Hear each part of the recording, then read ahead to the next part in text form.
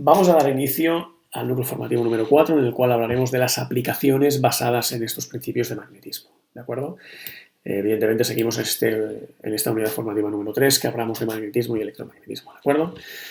A partir de aquí, los conceptos que vamos a hablar del contactor industrial y una aplicación de ellos también serían los contactores de alta de los battery packs. Vamos a intentar exponer una aplicación concreta de lo que sería el propio vehículo eléctrico. Vamos a hablar de una pequeña introducción de lo que es un relé. Bueno, comencemos.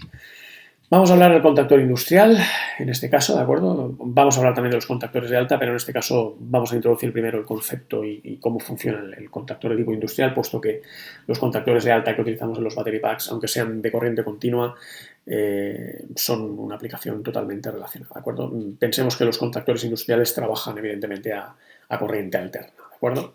Bueno. En principio, vamos a dar una pequeña introducción, ¿de acuerdo? En principio se puede pensar que, diríamos que se puede utilizar cualquier interruptor para el accionamiento de un motor u otra máquina, como podría ser, por ejemplo, el interruptor utilizado en las viviendas para encender o apagar una determinada lámpara, ¿de acuerdo? Entonces, a partir de aquí se debe clarificar que el interruptor utilizado en las viviendas, aunque evidentemente es seguro para la persona que hace el accionamiento, puesto que ya ha pasado una serie de controles y estandarizaciones, debemos tener claro que realmente ese interruptor presenta una serie de problemas o de retos a nivel de seguridad, ¿de acuerdo? El inconveniente básico que presentan dichos interruptores, aunque sea el de una vivienda, ¿de acuerdo? Es que cuando se abre y cierra ese interruptor, ¿de acuerdo?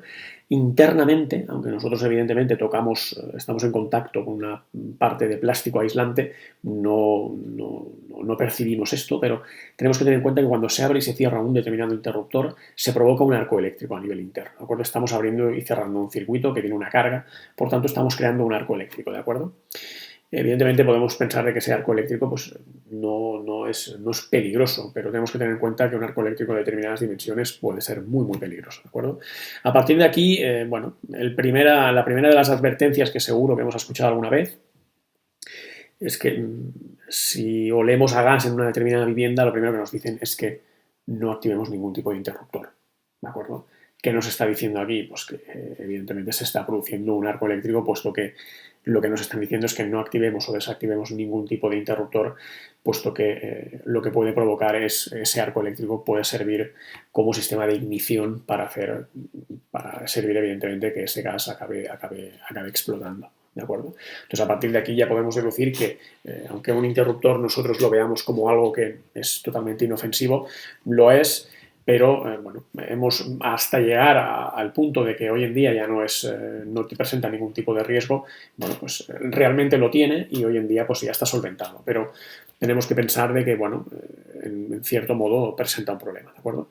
A partir de aquí, bueno, como digo, debemos de pensar de que ese arco eléctrico ya no presenta un problema, pero tenemos que tener en cuenta que ese arco está trabajando a una tensión nominal de 230 voltios en corriente alterna y que, bueno, en principio no presenta ningún problema, pero tenemos que tener en cuenta de que esos interruptores también, aunque no son los mismos evidentemente, pero nosotros debemos de accionar, debemos encender o debemos apagar, debemos activar y desactivar cargas en la propia industria que evidentemente no van a funcionar a esas tensiones nominales de 230 voltios, como podrían ser tensiones de 1000 voltios o incluso superiores cuando estamos accionando determinados motores o determinadas cargas de la industria, ¿de acuerdo? A partir de aquí, bueno, ¿qué se hizo? Pues si nosotros evidentemente queremos accionar un determinado motor o una determinada carga que funciona a una tensión elevada. ¿Qué se hizo para solventar este problema? Pues bueno, lo que se hizo es utilizar o inventar los contactores, ¿de acuerdo? Estos contactores son sistemas que se activan de forma remota, ¿de acuerdo? Simplemente pulsando un pulsador que además también estaría aislado y en principio podría estar incluso a metros del emplazamiento propio donde estaría el propio conductor, ¿de acuerdo? Entonces, a partir de aquí, pues en principio disponemos de un sistema con total seguridad para poder trabajar. Un contactor genera un movimiento rectilíneo, puesto que normalmente estamos acostumbrados a ver motores o generadores que generan, en este caso un motor, movimientos angulares, pero tenemos que tener claro de que esto servirá también para el relé y para la electroválvula. Son dispositivos que van a utilizar los principios de magnetismo, pero para generar sistemas que tengan un movimiento de tipo rectilíneo, ¿de acuerdo? A partir de aquí, determinar que este contactor es una aplicación extensamente utilizada en la industria. De hecho, no hay ninguna industria que puedo poner la mano al fuego, que no existe ninguna industria que no disponga de un contactor, ¿de acuerdo? Se suelen utilizar, ya digo, como contactores, como interruptores de potencia, ¿de acuerdo? Para la apertura, como ya digo, de cargas que funcionen a determinadas tensiones, que evidentemente no van a ser estas tensiones de 230 voltios de corriente nominal, ¿de acuerdo? A partir de aquí, en cuanto a su funcionamiento, ¿de acuerdo? Pues bueno, el accionamiento del contactor se produce al pulsar lo que denominamos un pulsador de marcha o un pulsador de paro-marcha, ¿de acuerdo? Aquí dispondríamos de un pulsador paro-marcha en el cual, pues accionando evidentemente el botón de color verde, ¿de acuerdo? El pulsador de color verde, se habilita el paso de la corriente, ¿de acuerdo? Y en consecuencia se inyectaría una corriente a la bobina que integra el contactor, ¿de acuerdo? Y en este momento dicho contactor, por medio de la activación de una bobina que ha sido alimentada en el momento que hemos pulsado, se genera un campo magnético que atrae un conjunto mecánico constituido de material ferromagnético. ¿De acuerdo? A partir de aquí, este desplazamiento del conjunto mecánico dentro del contactor, por activación de un campo magnético, como hemos mencionado en la bobina, hace que simultáneamente se desplacen otros mecanismos que los utilizamos para activar y desactivar otros contactores que nos servirán para habilitar accionamientos que denominamos de control, ¿de acuerdo? Y al mismo tiempo, evidentemente, lo que denominamos el sistema de potencia. Es decir, en el momento que nosotros inyectamos una corriente, creamos un campo magnético en una determinada bobina que hace que atraiga que haya un movimiento de un material ferromagnético, y a este material ferromagnético podríamos decir que estaría asociado unos determinados contactos, ¿de acuerdo?, en los cuales se distinguen dos tipos, uno de potencia y uno de control, ¿de acuerdo? Y a partir de aquí, dichos contactos, que denominamos contactos auxiliares para los de control, que funcionarían normalmente a tensiones de 230 y que son los encargados de establecer las condiciones para poder accionar esa carga, ¿de acuerdo? Es decir, si pongo como ejemplo, si evidentemente está accionada la seta de emergencia, pues ya nos está diciendo que esa carga nunca va a poder accionarse, ¿de acuerdo? Para que entendamos a grosso modo un poquito qué es lo que realizan estos contactos de control, ¿de acuerdo? Y a partir de aquí también existirían esos contactos de potencia, que serían los que propiamente activarían lo que sería las cargas, ¿de acuerdo? En este caso he puesto el ejemplo de los motores, ¿de acuerdo? De tipo industrial.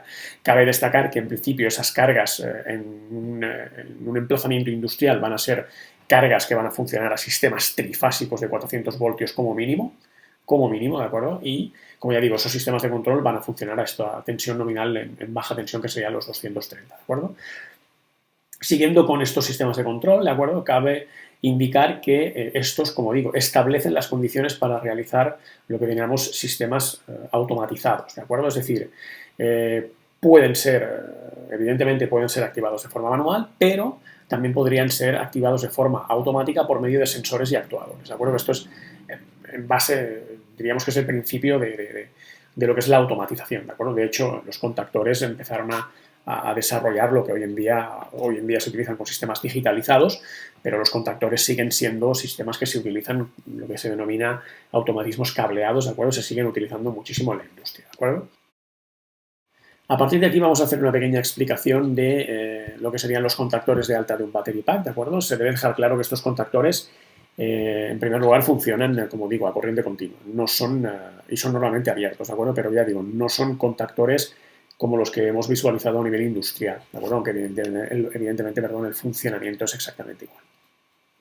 Bueno, estos contactores, que denominamos, como digo, contactores de alta, ¿de acuerdo?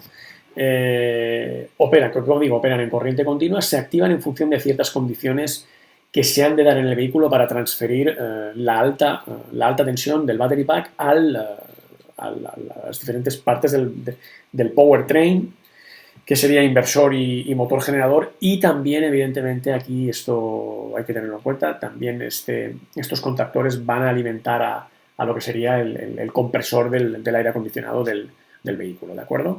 A partir de lo indicado, el sistema de control que establece las condiciones para el cierre de los contactores de alta tensión, ¿de acuerdo?, para el positivo y negativo, ¿de acuerdo?, para los dos, evidentemente, determina que para la apertura de los contactores debe accionarse la llave de contacto, además de no estar activado el airbag u otros sistemas de seguridad. como puede ser la resistencia de aislamiento del conjunto de la alta tensión, y que no exista ninguna anomalía en lo que denominamos la línea piloto, el interlock, ¿de acuerdo? Este interlock, si está activo, indica que existe algún tipo de cableado del sistema de alta tensión o incluso de los sistemas de control que no está conectado de forma correcta. Por tanto, ya digo, si está activado, por seguridad nunca se activarán los contactores de alta, no alimentando, perdón, en consecuencia lo que serían las cargas del vehículo de la parte de alta. Cabe indicar que en un vehículo industrial puede ser que se den más condiciones que las que hemos mostrado aquí de lo que sería la llave de contacto, el airbag y lo que sería el interlock, ¿de acuerdo? Un vehículo industrial es algo más complejo, ¿de acuerdo? Hay que tenerlo en cuenta. ¿De acuerdo? A partir de aquí, pues bueno, cabe indicar que el conjunto del battery pack, pues la verdad es que son muchos los parámetros que se controlan de forma genérica para poder activarse los contactores, la verdad es que y cada vez serán más, pero básicamente a nivel genérico, como he dicho, son los tres que hemos comentado, ¿de acuerdo? A partir de aquí vuelvo a reiterar y dejo claro que esto es un ejemplo un poco a grosso modo de un vehículo, vehículo turismo, ¿de acuerdo? Pero que cabe indicar que un vehículo industrial podría disponer de mayores condiciones, ¿de acuerdo? Bueno, a partir de aquí podemos hablar de un relé, ¿de acuerdo? Un relé realiza básicamente la misma función que un contactor, pero a tensiones reducidas. Puede trabajar a corriente continua y a corriente alterna, ¿de acuerdo?